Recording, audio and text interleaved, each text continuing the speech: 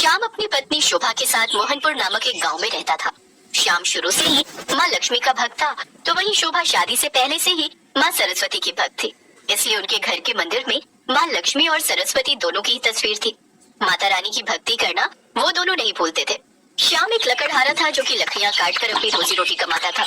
उनकी शादी को 8 साल हो गए थे, लेकिन अभी तक उन दोनों को संतान सुख की प्राप्ति नहीं हुई थी, जिससे धीरे धीरे शोभा की आस्था भगवान पर से उठती जा रही थी। साथ ही वो अब काफी गुस्सैल स्वभाव की भी हो गई थी।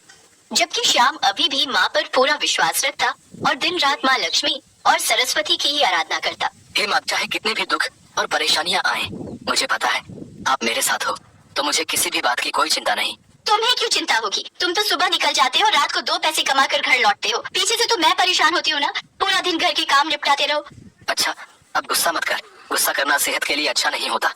अपनी सारी परेशानियाँ माँ को सौंप दे, देखना वो पल भर में सारे दुख दूर कर देती है। अभी तक तो कोई दुख दूर नहीं किया। कल भी गरीबी में जी रहे थे, आज भी गरीबी में जी रहे हैं। पता नहीं तुम्हारा विश्वास क्यों उन पर बना रहता है। मुझे तो बिल्कुल भी विश्वास नहीं होता। मैं तो बस तुम्हारे कहने पर थोड़ी बहुत पूजा पाठ कर लेती हूँ, नहीं तो मेरा तो मन ही उठ गया है इस पूजा पाठ से। एक तो पहले गरीबी से परेशान है, ऊपर से तुम जानते हो हमारी शादी को 8 साल पूरे हो जाएंगे, पर अभी तक हमें संतान सुख भी प्राप्त नहीं हुआ। मुझे तो लगता है सारी परेशानियाँ हमारे जीवन में लिखी है। शोभा, आज तुम्हें भगवान पर विश्वास नहीं हो रहा है, पर देखना एक दिन तुम खुद माता की शक्ति को जान जाओगी। शोभा, भगवान के घर देर है पर अंधेर नहीं। अच्छा, मैं काम पर जा रहा हूँ। श्याम काम पर चला जाता है, पर धीरे धीरे शाम को मजदूरी का काम मिलना कम हो गया। घर में बहुत परेशानियां आ गई। फिर एक शाम जब श्याम घर आया तो शोभा से बोला, शोभा, यहाँ तो मुझे कोई भी काम नहीं मिल रहा था। बड़ी मुश्किल से सूरज के साथ दूसरे गांव में 10-15 दिन के लिए काम मिला है। अब मैं यही सोच रहा हूँ कि चला ही जाता हूँ। थोड़े पैसे आ जाएंगे तो घर की हालत में सुधार हो जाएगा। पर तुम अकेली रह पाओगी? अरे कोई बात नहीं, अकेले रहने में क्या ही परेशानी है। काम भी तो करना है ना। पैसे नहीं कमाओगे तो घर कैसे चलेगा। तुम मेरी चिंता मत करो, तुम आराम से जाओ। अच्छा तुम बैठो, मैं तुम्हारे लिए कुछ खाने का बना लेती हूँ। शोभा रसोई में खाना बनाने लगी। अचानक जमीन पर गिरे पानी पर उसका पैर फिसल गया और वो बहुत तेज गिर गई। शोभा दर्द से चिल्ला उठी। ये क्या हो गया? श्याम शोभा को बिस्तर पर लिटा देता है और पड़ोस में रहने वाले वैद्य जी को बुला कर लाता है। श्याम बेटा, शोभा के पैर का मांस फट गया है, जिसको ठीक होने में कम से कम 1 महीना लगेगा। अब सब कुछ कैसे होगा मैया? शोभा तो चल फिर भी नहीं सकती। चिंता मत करो, मैं ठीक हूँ। तुम काम पर चले जाओ, नहीं तो बहुत परेशानी हो जाएगी। तुम्हें इस हालत में अकेला छोड़कर मैं कैसे चला जाऊँ? मुझे तुम्हारी चिंता होती रहेगी। मैं सूरज को मना कर देता हूँ। नहीं नहीं, सूरज भैया को मना मत करना। बड़ी मुश्किल से वैसे ही तुमको ये काम मिला है। अगर तुम नहीं गए तो तुम जानते हो अगले कुछ दिनों तक मजदूरी के बिना गुजारा करना बहुत मुश्किल हो जाएगा। और फिर कुछ दिनों की तो बात है, मैं किसी न किसी तरह गुजारा कर लूंगी। ठीक है, मैं जल्दी लौट आऊंगा। तुम अपना ख्याल रखना। हे देवी मैया, मैं शोभा को आपके भरोसे छोड़कर जा रहा हूँ। मेरी पत्नी शोभा का ख्याल रखना माँ, उसके साथ रहना, उसकी रक्षा करना।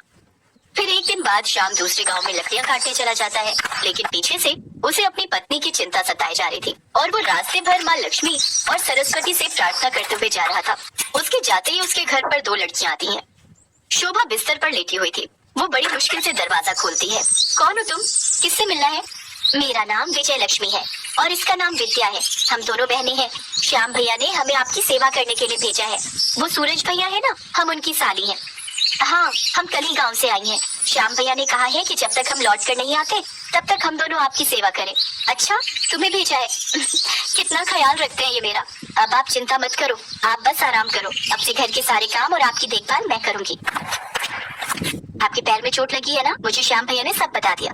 अब आप आराम से बैठो, मैं आपके लिए गरम गरम खाना बना कर लाती हूँ।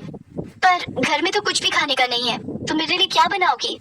आप चिंता मत कीजिए, श्याम भैया ने हमें सामान खरीद कर भिजवा दिया है। वो हमने दरवाजे पर रख दिया है, मैं अभी लेकर आती हूँ।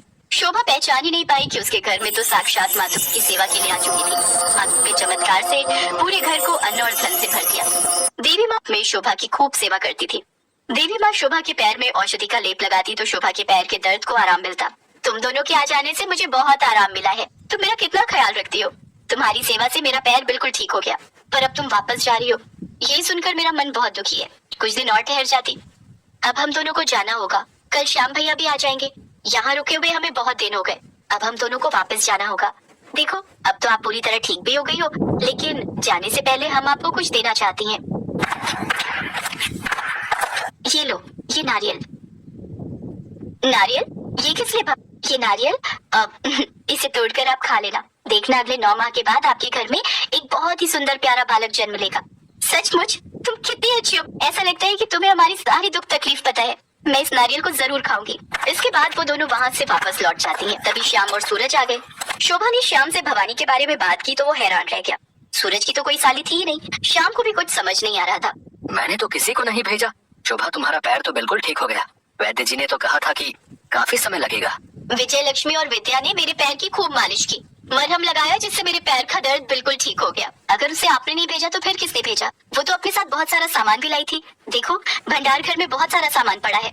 शोभा श्याम को भंडार घर में लेकर जाती है। वो दोनों चौंक जाते हैं। भंडार घर में अन्न और धन भरा हुआ था। वहाँ धरती पर उन दोनों देवियों के चरणों के निशान छपे हुए थे। साथ ही उनके पास कमल के फूल और छोटी सी वीणा रखी होती है।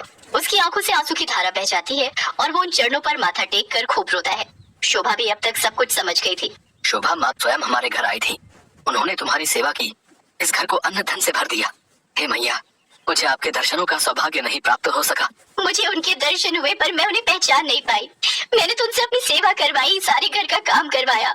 हे माता, मेरी भूल को क्षमा कर देना। आपने हमारे लिए इतना कुछ किया और मैंने कभी आपकी ठीक से पूजा तक नहीं की। आपकी महिमा अपरंपार है मैया। शोभा और श्याम साथ में माँ दुर्गा और माँ सरस्वती के मंदिर जाते हैं। अब श्याम और शोभा की जिंदगी में सब कुछ था। माँ के आशीर्वाद से उसके घर में अब किसी भी चीज की कोई कमी नहीं थी। माँ लक्ष्मी और माँ सरस्वती का नाम लेकर शोभा ने उस नारियल को खाया, जिसके फलस्वरूप 9 महीने के पश्चात उसके घर में बहुत ही सुंदर बालक का जन्म हुआ, जो कि बहुत ही तेज बुद्धि का था। माँ लक्ष्मी और सरस्वती की कृपा से उन दोनों की जिंदगी अब खुशियों से भर गई।